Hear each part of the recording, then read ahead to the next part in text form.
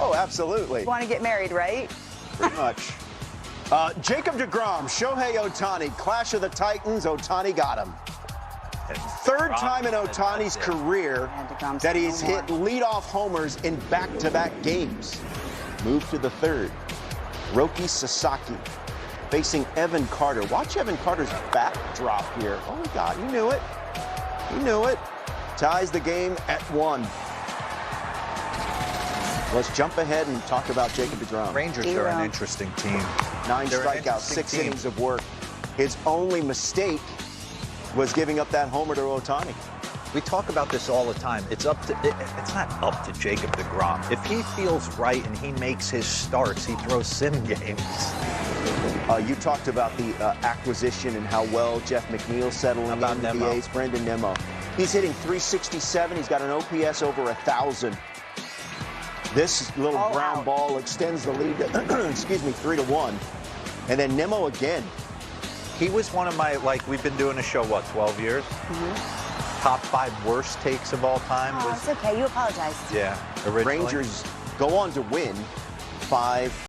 And another issue coming to light, JP Morosi on the inside corner, and we know Dave Roberts. He's always calm and composed. And when it comes to Edwin Diaz, he was asked about, good morning, by the way, the dip in velocity, and he used the words treading lightly. What does that mean? Good Monday morning to you. Lauren, good morning. A really important story written at MLB.com over the weekend by Sonia Chen. She does a great job covering the Dodgers, and a couple details in that story about Edwin Diaz. You're right. The velocity is down about 1.5 miles relative to where last year's was. And that's an interesting detail as Diaz gets into this first season as a Los Angeles Dodger, where the fastball velo has dipped. There you see the changes. And, of course, you think about 2023, the injury there in the World Baseball Classic. Since then, it's been a decline year over year continually. One important bit of context is that he does typically regain that velo a little bit as the year goes along, and that ever since that knee injury, and this is part of Sonia's story, Edwin's saying that typically the velo has been down early, but then he gains a bit as the year goes along. And I think the Dodgers right now, Lauren, as you're describing Dave Roberts' philosophy, he doesn't need to go on the IL, does Diaz, but Dave Roberts will be careful in how he uses him. Now, one of the positive things, and the Dodgers, of course, as we know, the galaxy of stars they have, Tanner Scott having a much better start to the year than he did a year ago. So certainly the Dodgers have plenty of high-leverage bullpen arms to cover if Diaz needs a day or two where he's not necessarily on to close that particular day. So again, Dave Roberts taking a day-to-day approach, which is wise early on in the year. The Dodgers, with the standings as they are, they don't have many worries, but this is one that I'm sure we're going to revisit and watch as the year goes along. And Edwin said, I didn't have life on my fastball. We will see what's to come of it. We're already talking about the standings when it comes to the Dodgers because they have separated themselves, April. 3-time World Series champion, 2020, 2024, and 2025 from Puerto Rico,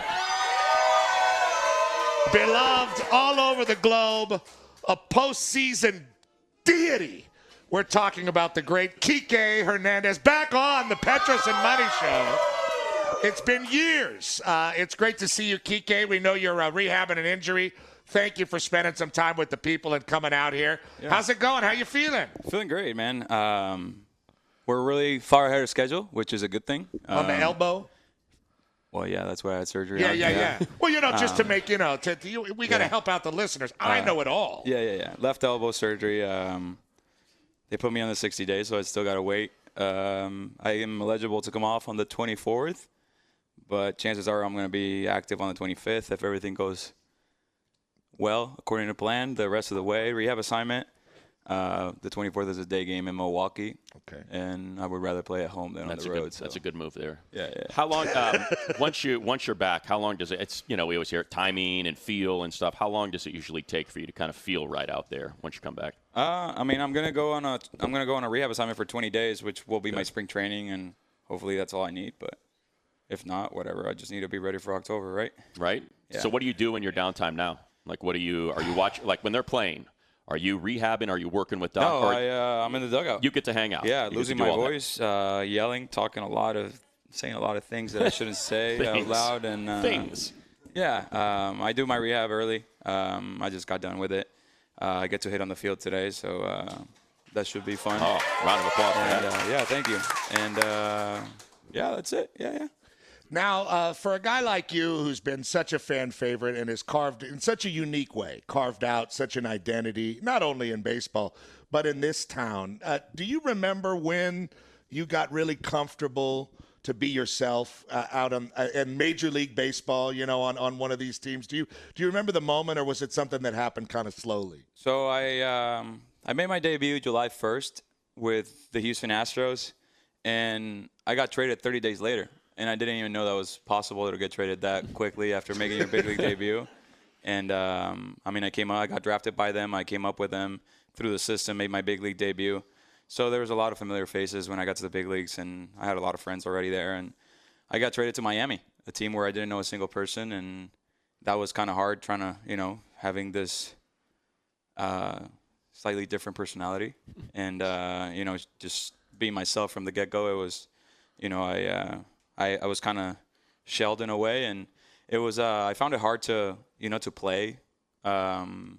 Just to, if you're not being yourself, it's hard to just enjoy the game and produce and all that. So it took me a second to come out of my shell and basically let them know, hey, sorry guys, what you're about to see, but this is who I am. And I got traded here, and I was like, you know what, it might not work out here, but I learned my lesson. I got to be myself from day one, and I was myself. Teammates embraced it because they realized, you know, this guy is kind of all over the place, bouncing off the walls in the locker room and naked 75% of the time, and you know, super loud. But once we're in between those lines, I'm as intense, as serious as anybody else. So they respected that, and they're like, you know, as long as you are who you are on the field, you can be whoever you are off the field. And you know, I've been here for a long time. I think the fan love started with the Rally Banana, and that was 11 years ago. And people still talk about the Rally Banana and ask me where the Rally Banana is, and I usually say something inappropriate back. But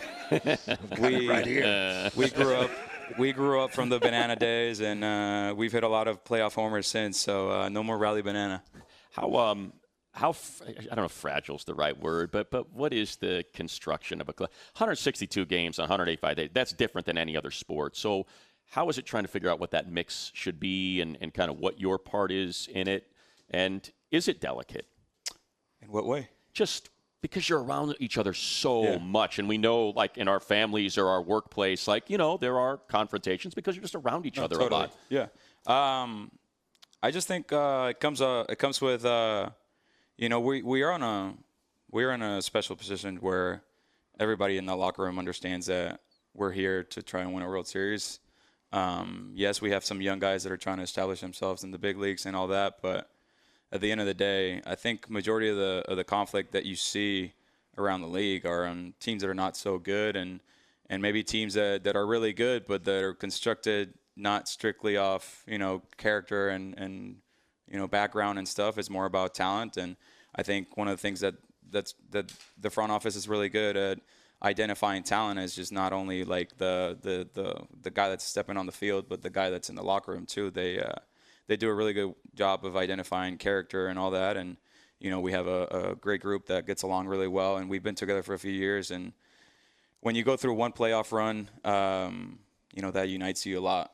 It makes the group a lot tighter. And when you go through back-to-back really long October runs, and, you know, we've had to deal with some adversity in the last two runs. You know, we had to come back from, you know, 2-1 against the Padres in 24 to, you know, going to Toronto into hostile territory down 3-2 with the World Series on the line. So I think we have a really, really tight group in there, and the additions that we brought in were guys that are going to fit in perfectly. And then after that is just recognizing who you are within the locker room. We let everybody be who they are. You know, doesn't matter if you have a day of service time or 15, 17 years like Freddie has. You know, you be yourself, man. Be comfortable. We're going to be here for a long time.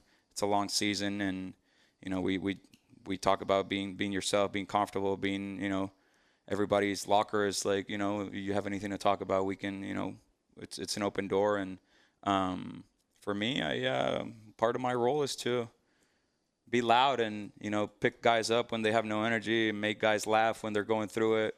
And when you're not playing, you get to do all that without the repercussions of struggling at the plate. So you get to do it a lot So more. double down. Yeah. The great Kike Hernandez, Dodger hero, is our guest.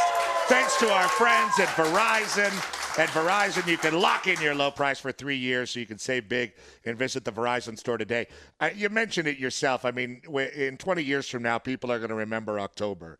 And your story has been etched in Dodger history and will be talked about forever, just like the kids remember Kirk Gibson when I was a kid in the area.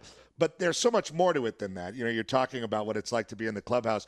But just your ability on the baseball field to do so many different things and be so versatile. Talk about that balance, like knowing how to do all those different things. But the real story for you, I mean, when it's all said and done, is going to be the way you performed in the postseason. Yeah, totally. So back to making my debut, I got called up, and I was an everyday player right away in the big leagues, and I had success doing it. And I get traded to the Dodgers, and when I got traded here in the offseason, I look at the roster and I was like, well, damn, I'm probably gonna rot in AAA. The roster is nowhere near what we have now in terms of like how good it is, but it was still, we still had the highest payroll in baseball. And you look at the roster construction, I was like, there's not really any guys with any options or anything like that. So where do I fit into this team? And it was a way of trying to find myself in the big leagues. I've always had the ability to play everywhere. I came up as a second baseman in the minor leagues. I get called up to the big leagues. At the beginning, I was playing shortstop against lefties, left field against righties, and then a week later, center fielder got hurt, and I never played a game in center field, and I was playing everyday center field in the big leagues. So when I got traded here, I've always wanted to be an everyday guy, but I realized, I'd much rather be a utility guy in the big leagues than an everyday guy in AAA. So I need to make sure that I sharpen these tools that I have to the max of my abilities to be able to stick around in a team like this, because this is pretty sick, playing in LA, playing for the LA Dodgers. And that creates the opportunity in the postseason. Well, yeah, and I mean, at the time I was just trying to survive in the big league. Get called up. I started the season in AAA. I lasted two weeks in AAA, and I got called up, and that was the last time I was there. But when you're a young player, I was actually talking to Emma Sheehan yesterday about this. I was like, I wish I learned how to not worry about getting sent down earlier in my career.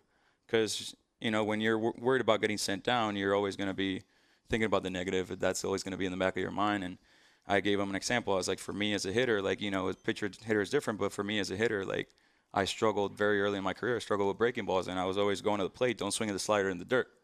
Guess what? First slider in the dirt, I was going to swing at it because I'm not thinking about, all right, you got to hit this fastball. It's more of a don't swing at the slider in the dirt. First slider in the dirt, you swing at it, and it's because you already have it in your mind.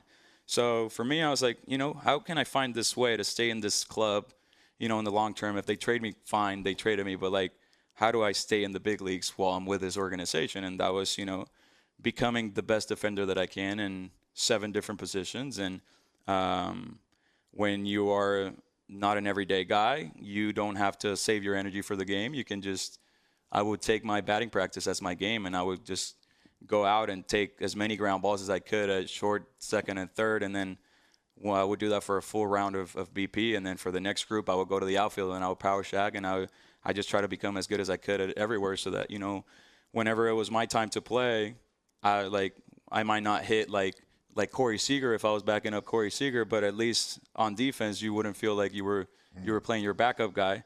And that's what I did earlier in my career. And then with that came a lot of opportunities, and with opportunities came playoff success. And I had some playoff success. I went away, and they said that they wanted some of that back, so they traded for me again. And Andrew keeps signing me back, so here we are. You did it, yeah. And it's not, like you said, it's not some. It's